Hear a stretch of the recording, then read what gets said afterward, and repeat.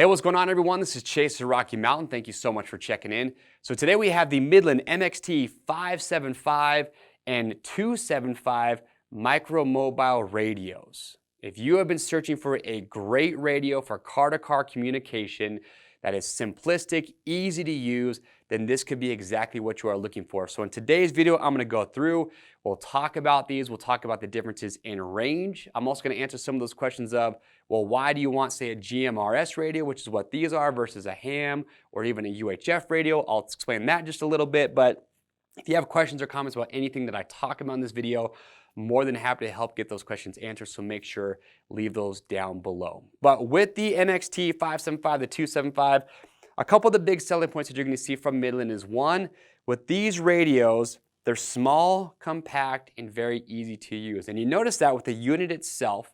And one thing that I noticed right away taking this out of the box is that it just feels really well built. IP67, so dust, water resistant. So when you look at the unit, you can see that there's no controls on this at all. Now, the only thing that you really need to access this for, if you want to use, is there is this USB-C charging port right here in the front, which is nice because you can charge your devices while you're using it. But aside from that, all your controls, everything that you're going to do to control this, whether you're changing the channels on your radio, things like that, is all going to be from the handheld mic. And that's just going to simplify the usability of this radio, because now what you can do is when you buy this unit, what doesn't matter if it's a 575 or 275, they're going to have this mount, which is pretty standard right here on it. So it's just 3 screws to get this mounted up really anywhere you want to put it in your vehicle. And everyone's going to be a little bit different, but you get that mounted and you can put the radio anywhere that's going to be best for you. And what's nice though about this setup is that if you want to mount the radio maybe tucked up under the glove box or somewhere where you can hardly see it, or you just out of sight, out of mind, well, that's fine, because you don't have to touch the radio to do anything, because all your controls to change your radio stations, all of that are going to be right here from the hand mic itself. So it's very easy to use. Now, the other big selling point with this is going to be GMRS. Now, if you're looking at that, and if you're not too familiar with GMRS versus ham and UHF and all that, I would say just go do some research on it. But you're going to see there's a trend now. We're seeing a lot of companies switching from ham or UHF radios over to GMRS. And the reason for that is now you're able to operate at up to 50 watts of power, and that's what the 575 is going to give you, which is basically the maximum legal limit, and you're still getting those GMRS frequencies, so you're getting really, really good range. And with the 275, it's going to be a 15 watt radio, which we'll show ranges here in just a little bit. But even at 15 watts for just the typical weekend warrior average user, it's still going to give you plenty of range. And what's nice about GMRS compared to ham or UHF radios is the licensing. So with those two styles of radio, it's a lot more complicated to get your license. It costs more. You got to go through and take a test. With GMRS, it is really simple to be licensed and be legal to use these. In fact, we have a link in the video description. You can click on that. It'll take you right to the website where you go to get your license for this. But in a nutshell, it's $35. The license is good for 10 years. That includes you and your immediate family members. And basically, all you're doing is signing a waiver that will tell you, or just signing a waiver that says, yes, I will abide by the FCC licensing rules to use a GMRS radio. So again, small, compact, easy to mount up, and then the licensing, it's not going to be a headache for anybody that's buying one of these units. Now, a couple other things I mentioned with that. Like I said, the range on these is phenomenal. So when you have the 575 and you're at 50 watts of output, it's going to give you incredible range. In fact, right here you can see this graphic. It shows you what type of range you can expect depending on the conditions that you are in. And then with the 275, you can see the same thing there. You kind of compare those two. But what's nice is that if you buy this setup, so what comes included in the box is your radio, your hand mic, power cord, and then this antenna. And this antenna will actually have a little backing plate that is metal, that it's just magnetic, so it just pops right on there.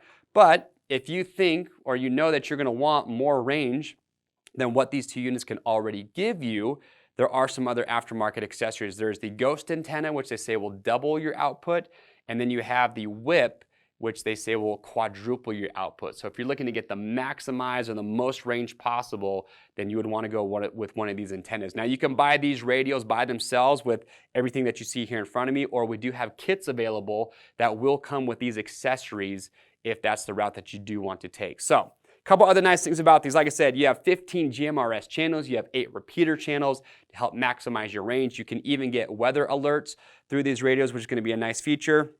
And then on the back here, you actually see that there is a 3.5mm jack. So that gives you the ability, if you want to, this is standard on all their, say, their two-way radios or the walkie-talkies, is you can use that to plug into some headphones, or you can actually get their external speaker that we offer. And that external speaker, you can mount up wherever you need to, and that will just increase the volume to make it a little bit easier to hear out of your radio. Now, as far as the speakers that come with this, there's 2 of them. You have one on the radio itself right here on top, but again, depending on where you mount this, probably not going to be able to hear that very well. But then there is also a speaker built into the hand mic.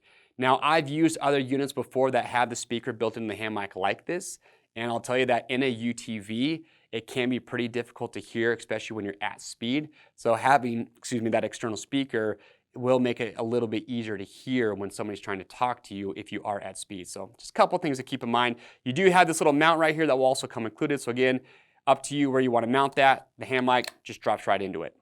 Now, last couple things. One thing I forgot to mention, that there is this extension cord for the hand mic. So if you need some extra range on this cord, you can pick this up. Again, this will come with those kits that I mentioned to give you some additional range. But like I was saying, with these radios, the 575, the 275, they're phenomenal two-way radios. They're going to give you car-to-car communication. One nice thing about these also is that any radio, so let's say you have someone in your group that's on a motorcycle, or maybe someone that's in another UTV or car, but they don't have a radio, but they just have a handheld radio.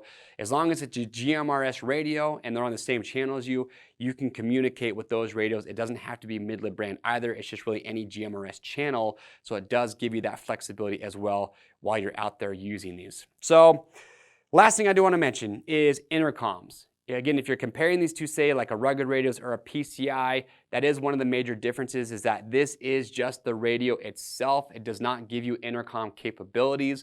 So if you wanted to be able to put on headsets and be able to communicate via intercom with you and your passengers inside your car, that's where, say, a PCI or a rugged radio system would give you that benefit, because now you can just talk to just the people in your car and also be able to communicate car to car with the radio. So those are some of the major differences. But if you have questions or comments though about this, we would love to get those answered. So make sure, leave those down below. To grab one today, just simple click on the link or head over to RockyMountain-ATVMC.com. We ship for free over $75. And if you want to stay up to date on videos like this, get subscribed to the Rocky Mountain YouTube channel, hit the notification bell, and you'll be good to go. I am Chase, and we'll see you on the trails.